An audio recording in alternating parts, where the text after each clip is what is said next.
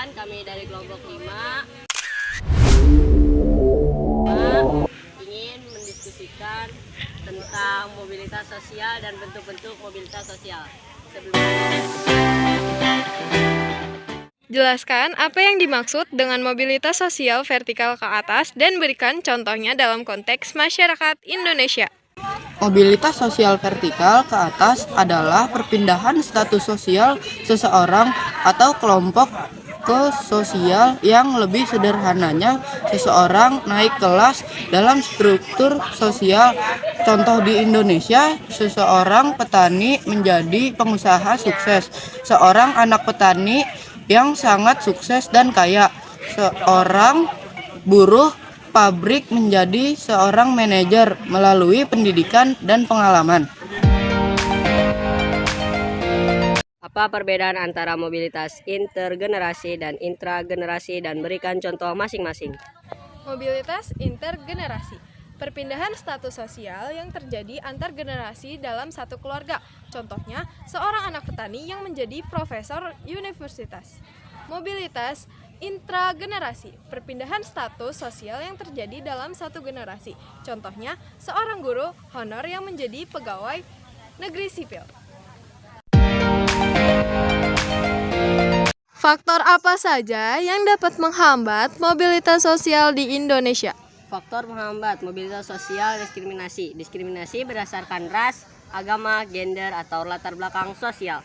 Yang kedua ada kesenjangan ekonomi, perbedaan yang sangat besar antara kaya dan miskin. Yang ketiga keterbatasan akses, ada kesehatan dan peluang ekonomi. Pendidikan sebagai sarana mobilitas sosial.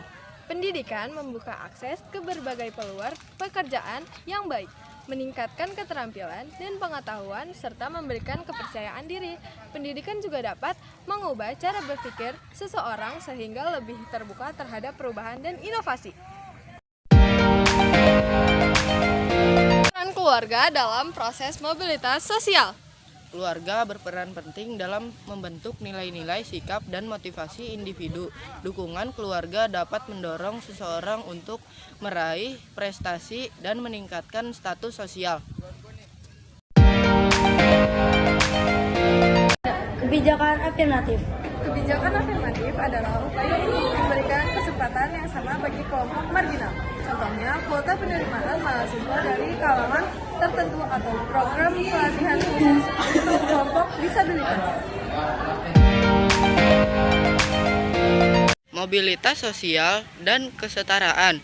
Bagaimana mobilitas sosial dapat berkontribusi pada terciptanya masyarakat yang lebih adil dan setara? Mobilitas sosial yang tinggi dapat berkontribusi pada terciptanya masyarakat yang lebih adil dan setara karena menghilangkan kesenjangan. Mobilitas sosial yang tinggi dapat mengurangi kualitas hidup.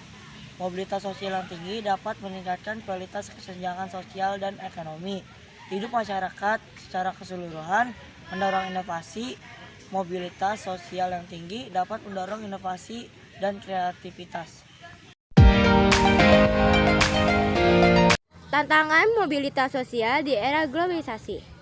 Persaingan global yang makin ketat membuat peluang kerja menjadi semakin terbatas. Lalu ada otomatisasi pekerjaan yang dapat mengurangi jumlah lapangan kerja yang tersedia. Digital divide, kesenjangan digital antara yang memiliki akses teknologi dan yang tidak. Peran pemerintah. Meningkatkan akses pendidikan, menyediakan pendidikan yang berkualitas dan terjangkau. Kedua, menciptakan lapangan kerja, memberikan insentif bagi pengusaha untuk membuka lapangan kerja baru. Tiga, mencegah korupsi, melakukan birokrasi dan penegakan hukum yang tepat. Empat, pelindungan sosial, memberikan jaringan pengamanan sosial bagi masyarakat miskin dan rentan.